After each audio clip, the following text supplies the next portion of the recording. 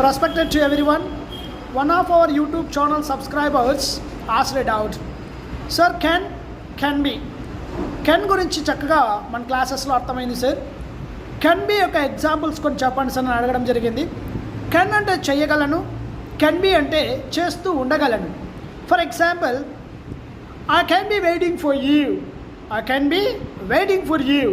నేను నీకోసం ఎదురు చూస్తూ ఉండగలను. నేను నీకోసం ఎదురు చూస్తూ ఉండగలను. I can be living alone. నేను ఒంటరిగా నివసిస్తూ ఉండగలను. I can be learning 2 more languages. ఇలా can be తర్వాత ing form of the verb రావాలి.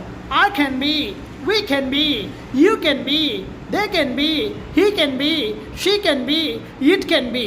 So I can be coming, I can be going there. So like this one, we can